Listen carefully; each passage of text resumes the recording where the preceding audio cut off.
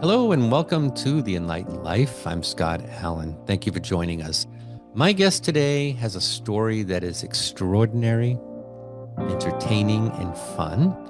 He was a high powered mob lawyer during Miami's wild cocaine cowboy days and now is a certified meditation teacher. And if you want to find out how you go from mob attorney to meditation teacher, hang around and he's going to share with us his journey.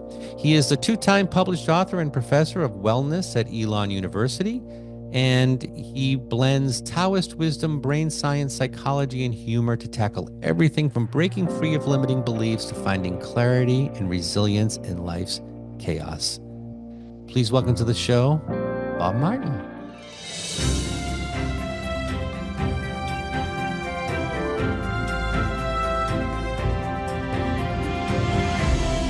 Bob, Thanks for having me, Scott. I It's an appreciate being here. absolute pleasure. So, what was it like being a mob attorney back in the day? A lot of I guess what you would call tropes or the ideas of mobsters, they're really true.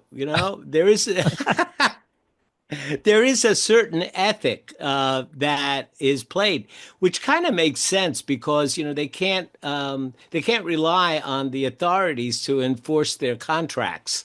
Mhm. Uh, and so their word has to be their bond. And being honorable and being true to your word and having integrity is a very important attribute in that world. So it's kind of counterintuitive. It is a little counterintuitive because they're anything but that, in terms of integrity. But I suppose when you're in it, you have to, they have to know who you're dealing with. Do you ever find, or did you ever find that it was dangerous or frightening from at all? It was frightening in the beginning and it was frightening at the end. And not in the middle, it worked out all fine because we had understandings of what I would do, what I wouldn't do. And as long as I was straight with them, they were straight with me and they abided by the agreements, nothing unethical, nothing illegal. Yep. And I suppose, they felt that that was in their best interest as well because, it's good to have an attorney that's trusted by the court, whose word is gold. And so I said, I need to maintain that reputation. So no funny stuff in court.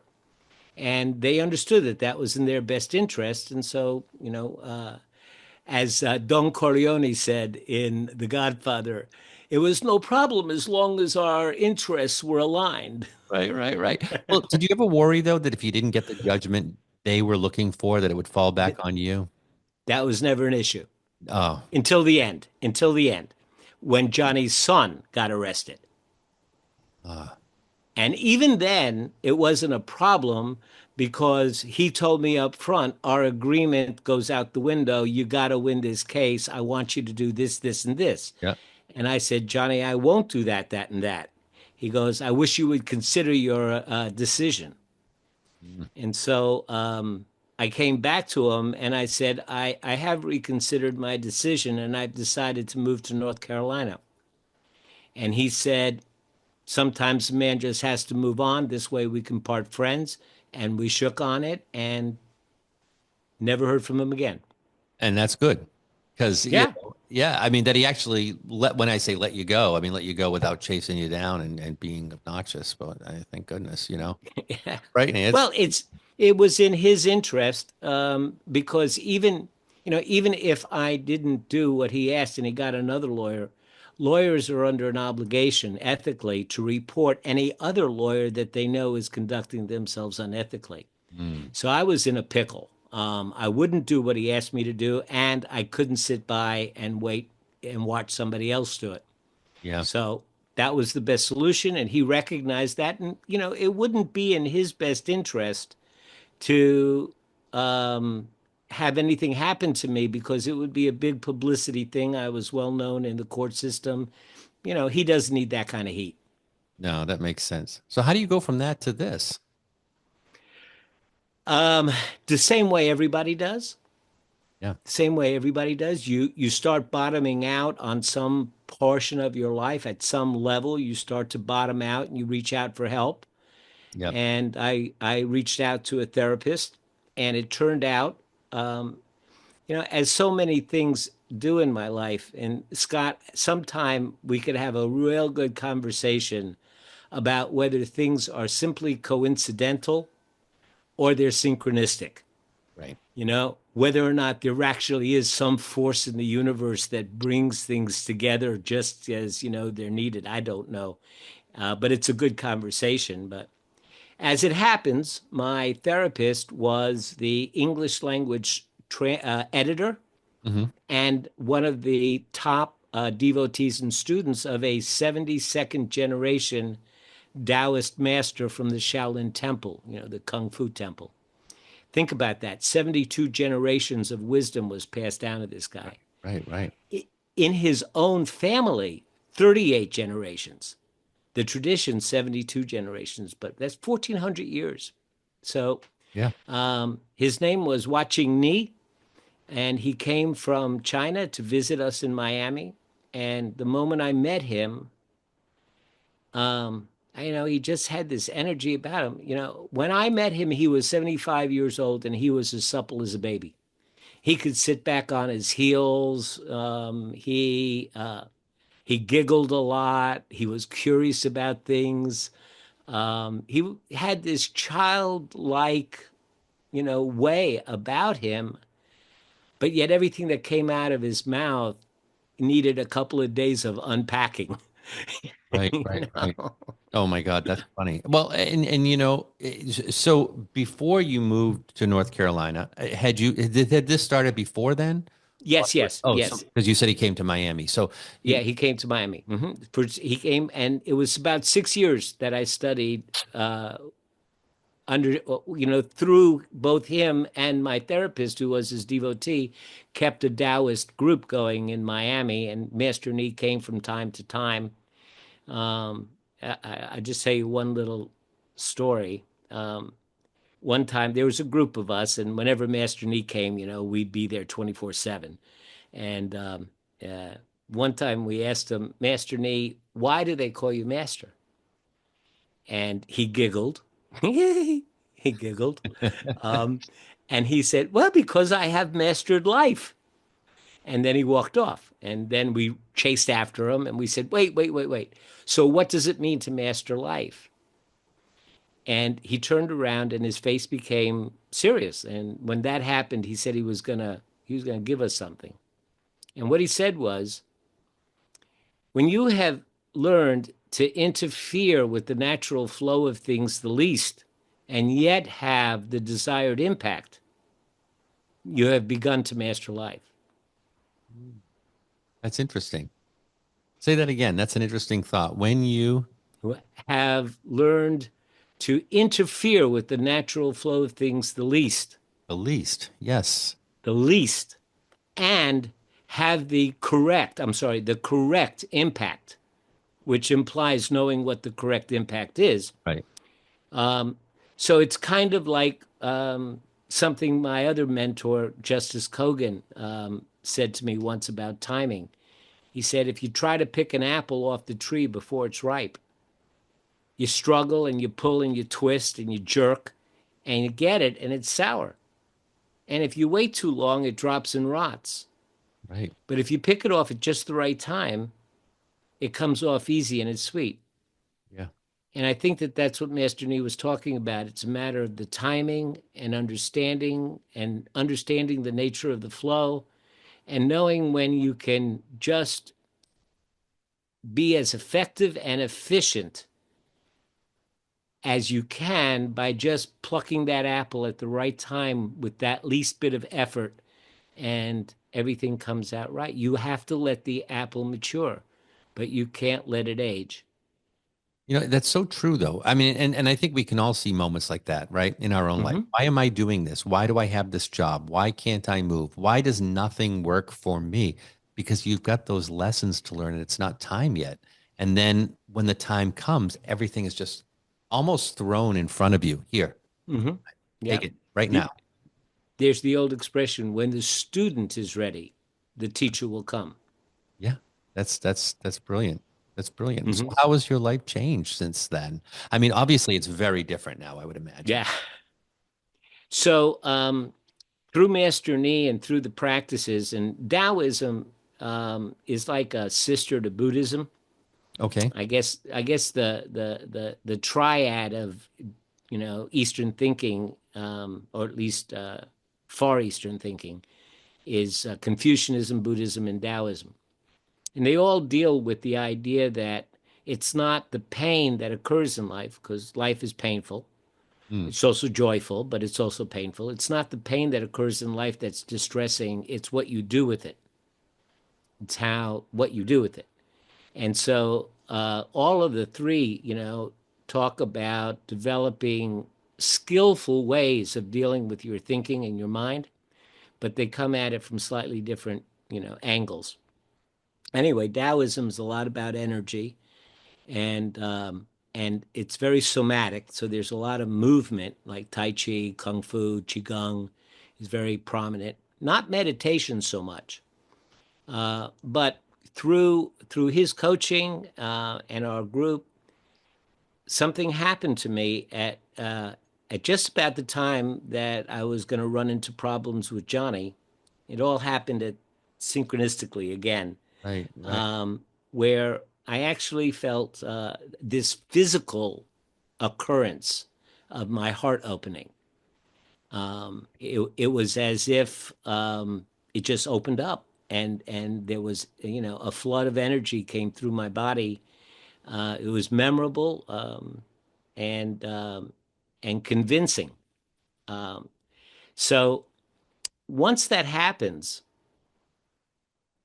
you find that your primary purpose in life, the primary thing that you want to do is to ease suffering within yourself and within others and within the world. Hmm. That's not to say that I'm not a tree hugging kumbaya la la, and I like to go to a movie and I like war movies and I like Yeah, detective stories and all that. But when I have the chance to make a difference, I know that that's what I'm called to do. And so that's how it changed my life. So when I got to North Carolina, I continued on as a lawyer, but I devoted myself to taking care of what Jesus would have called the least of these. right. Which I think is great. And I mean, so that was sort of your, I mean, I'll call it a rebirth or change. I mean, that was it. It was Hmm. like this moment, before that moment and after that moment. Hmm. How was your family with this? Are they the same? Do they subscribe to the same types of teachings, or are they on different paths? Well, I'll just say that the woman that I married Yeah. was not the woman for me to be with after that transformation. Okay. So we divorced, Hmm. and I met my current wife. And here's the funny part of it: when I got to North Carolina, there's not a lot of Taoists in North Carolina, but there are Buddhists. So Okay. I started attending Buddhist functions and temples, and that's when I learned about meditation. Sitting meditation, insight meditation, what we call vipassana or insight meditation, the practice of learning to watch your thoughts and skillfully manage them. And she, this woman that I love dearly, and who is a saint. In Buddhism, we would call her a bodhisattva. She is a Bible literalist and was a Southern Baptist, Okay. very conservative. Yeah. Yeah. Yeah. And she thought that my cosmology was nothing but weird, and I couldn't buy into her science. The world is only 4,000 years old. I can't go there. Right. Right. Yeah. So, but we met on our values, and she recognized that there was something about me that she really resonated with, and I resonated with her. And we went back and forth, with kind of. There was one time she was going to go off to church on a Sunday morning, and she was so sad. Her eyes were these sad beagle eyes. Honey, what's wrong? She goes, oh, I love you so much, and I just hate it that you're not going to go to heaven with me. Was Oh, being a yeah. Bible literalist Sure. and being a Southern Christian, I had to be saved in order to go to heaven. Hmm. And I said to her, well, I'm sad that you're not going to be reincarnated with me. She slapped me and stomped out, but Oh no. Oh my gosh. Yeah. but one day she came home and she told me about something that happened in church. And as she was telling it to me, I thought, well, the seminal book, the main book in Taoism is called the Tao Te Ching, which translates to be the classical book of the way of virtue. Tao means the way. Mhm. And she told me about it, and I said, well, Lao Tzu, who wrote the Tao Te Ching, he said the same thing. So I went back to my Tao Te Ching and I looked in it, and there it was, same thing, exactly. So I started becoming more interested, in Jesus. I always loved Jesus as a wisdom teacher, Mhm. and I'm perfectly comfortable with the word master. I didn't grow up in a religious family. My folks, all of their ancestors were wiped out either by the Bolsheviks or the Nazis. So they came, they just found it difficult to worship a god after all that. And so I started, looking more deeply, into the Bible. Thank you to Google. I would look at one of the chapters in the Tao Te Ching and say, well, what does the Bible say about leadership? And it would start to show me these verses, and I was just blown away by it. And the more I looked, the more I found there wasn't a hair's breadth of difference between what Lao Tzu wrote and what Jesus taught. And so I challenged myself, could I possibly reimagine the poems of Lao Tzu into Christian poetry? Could I make that transfiguration? Right. And I write and I'm a poet, and so it was a good challenge. I wrote a few, and I read them to her, and she goes, "Wow, that's really good. Where'd you get that? Let me see. Now let me see where you got it from." And then, oh, this stuff's not that weird. And all of a sudden, we had a Rosetta Stone, Yeah. and I kept up. I did all 81 chapters, and then a publisher heard about it and reached out to me and said, "We want to publish your book," and now it's out there in the world. How great is that? Now, how did they find your book? Was it um, self-published at first or? It was again one of those synchronistic things. So in 2015, I retired from court, and then the local university asked me to come teach. So this was a textbook salesperson came to sell me a business law textbook. Okay. But we kind of really connected, and we went out and had coffee, and the conversation turned spiritual, and we had a lot in common. And then I told her about the things that I was writing, and she said, and we're talking about Kendall Hunt here, which is the biggest textbook publisher in the country. Okay. And she goes, we have some smaller offshoot, what would you call them? Concierge Mhm. publishing Sure. branches. And let me get a hold of Innovative Inc. And it's a traditional publisher, and it's a subdivision of Kendall Hunt. And let me talk to the editor there. And I got a call from the editor in a couple of weeks. I heard about this book. I want to know more about it. And um, which is funny because originally I published a book. I wrote a book back in the early part of about 2008, and I tried to get it published. And man, publishing a book is 10 times harder than writing one, Hmm. and publicizing and everything else. And I just got eaten up by the sharks, and it was just miserable. Um, and this just came to me on a platter. And the really cool part about it is that now she said, "Well, let me see your novel." And she looked at the novel, started reading it, and said, "No, this is a movie. We got to publish this." And so now they're publishing that, and it's going to be released probably in a month or two. So tell us about the books. What are they? Well, the one book is kind of like a devotional. The Tao Te Ching, the chapters are half pages. Hmm. They're kind of like half page poems each, and very densely packed. Yeah. So I turned them into Christian poems, and so in that book, which is this book, I am the way. Yep. I am the way. Because remember, the Tao means the way.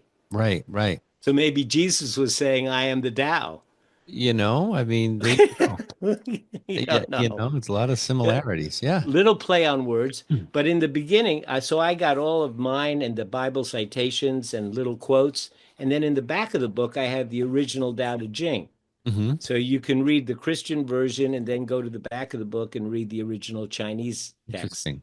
Interesting. So Yeah. that's kind of like our Rosetta Stone. And the other one is a thought experiment that occurred a few years after 9/11. And again, who God is and what God is above my pay grade. But if God uh, is up there in a place that's up there, and if he thinks like we do, and if he speaks English, he might be looking down at us and thinking, everybody's running around killing in my name. Not what I intended. Good idea. No. So, what if he announced his presence? Would the world change? And would my characters change? And which kinds of character faults redeem? So I created 7 characters. Each one has one of the 7 deadly sins, Ah, jealousy, sloth, all those. And messages from God start to appear on the ticker on the bottom of your TV screen like a yeah, yeah, newsflash. yeah, yeah. And it says, You're all my children, God. And every chapter starts out with a new message from God. And slowly we see how the world might first think it's a hoax and then start to say, well, we don't know. And would my Italian mobster, would he still compartmentalize it and Yeah, say, well, as long as his business doesn't interfere with my business, we're good? yeah, yeah, yeah. Would the how would the politician react to it? What would the political ramifications be? All kinds of thought experiments that you could play with it. And so I played them all out in the novel. How great is that? And I personally, I don't think they'd believe it. I It, don't think I, they'd believe him. what do you call it? Spoiler alert. Some do and some don't. I almost feel like if he was here today, we would blame it on mental illness, or they'd probably deport him because he doesn't look like us. I mean, Right, like, right. who knows? Yeah.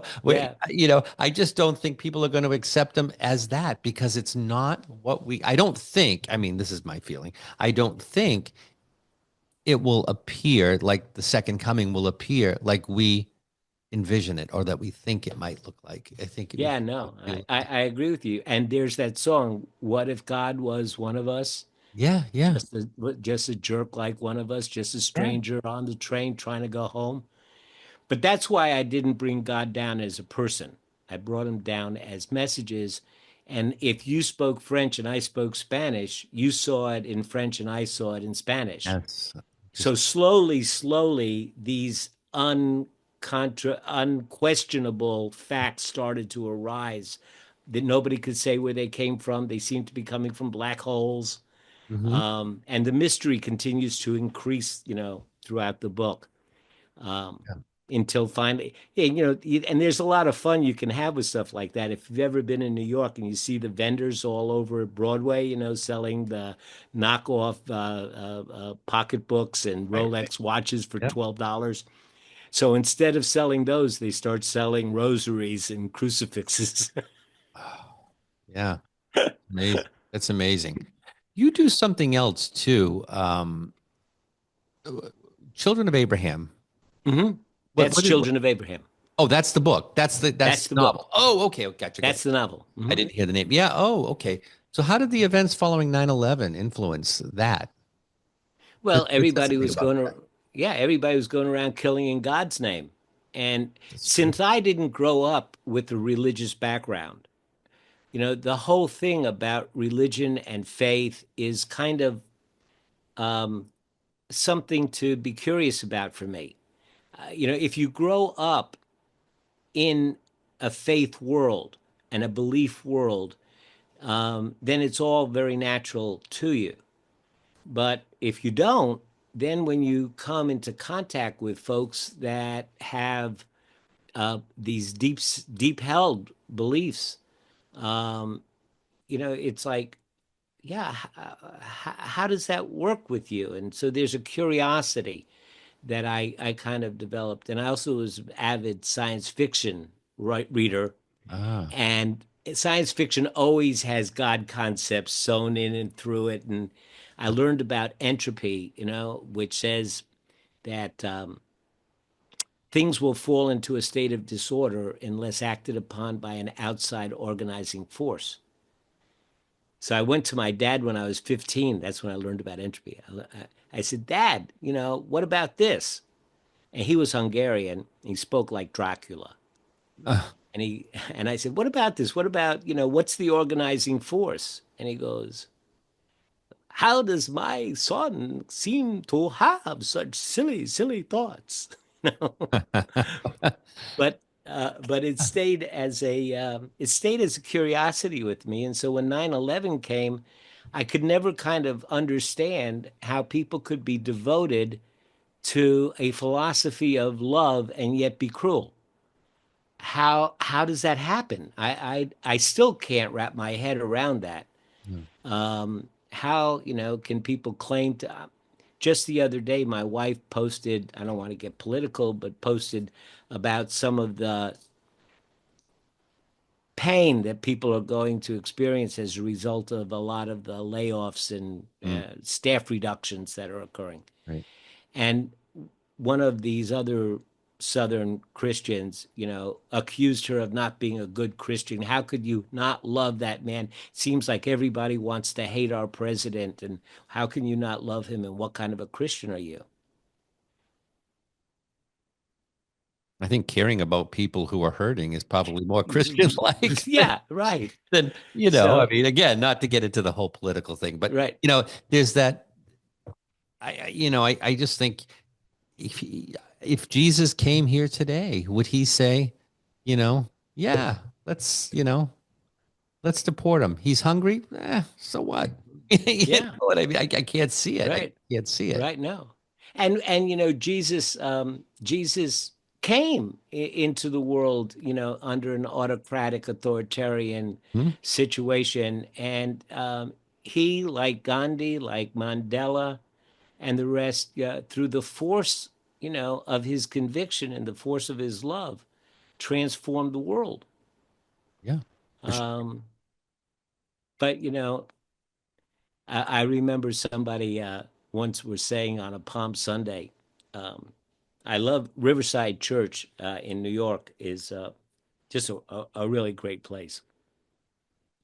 And we go there whenever we're in New York. And the preacher was up and she said, and so here comes Jesus on this mule, and people are laying down all the palms and everything else. But from the other side of town, you can hear some marching, marching, marching. And the other side of Jerusalem coming, and then you can hear some chanting, and you listen hard, and what do you hear? And they're saying, "Make Jerusalem great again." Yeah. you know, Okay. but it was a time. So Did you know you could write a book or two? no, no, And that just happened. I I mean, I don't know uh, if anything you did as an attorney helps sort of, oh, sure, into that, I sure. would think. Yeah. Oh, well, you know, I've been in trials that have lasted 6 and 8 weeks, Hmm. and there's not much difference from writing a script for a play and being in an 8-week trial. You have a theory of the case, and then you have all these pieces of evidence that you have to align with the theory of the case. It's like having the theme of a book, and then you have these disparate pieces that you're putting together to fill in. So yeah, there's many of the skills that I developed there were very helpful. That's great. Anything you want to, leave with our listeners? Any last little bit of thought, advice on anything that you have learned yourself? I do, I do. I there are a couple of things. One, and we didn't even begin to start about meditation. Maybe we'll do that Right. on another one. The one I know. But you're not your thoughts. You're the creator of your thoughts. When you're your thoughts, you don't have any possibility or potential. You are your thoughts. When you understand that you're the creator of your thoughts, the potential is unlimited. That's one. And the other thing is we have to be intentional about taking the time to experience beauty. We have to, we are not designed for the environment that we're living in. We were either designed for Eden, if you're a creationist, or we were designed for hunter gathering, if you're an evolutionist. We're not designed for the environment we're living in. And in order to balance our lives, we have to be intentional about introducing awe and beauty just to not go down the rabbit hole. Yeah. Yeah. Perfect. Perfect. I would love to have you back sometime and talk about meditation because I think, I just think that's a great discussion and people can really learn a lot. But it's nice to know And where I would love. you came from and how you got into this. And I want to say too, if people who are listening, you want to learn more about Bob, you can go to his website, which is awiseandhappylife.com. Very easy to remember. awiseandhappylife.com. Go ahead. You were going to say? And I have a couple of things for your listeners. One is I've got a couple of free ebooks that you can download off my website. No obligation. Absolutely. What is meditation? 25 tips on how to relax. And every Tuesday, first Tuesday of the month at 7 p.m. Eastern Time, I have a free mindfulness meetup on Zoom.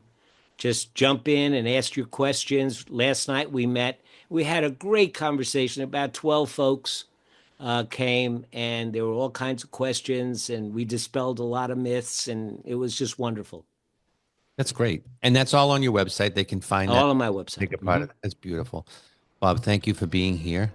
And I want to thank you all for listening today, for being with us once again.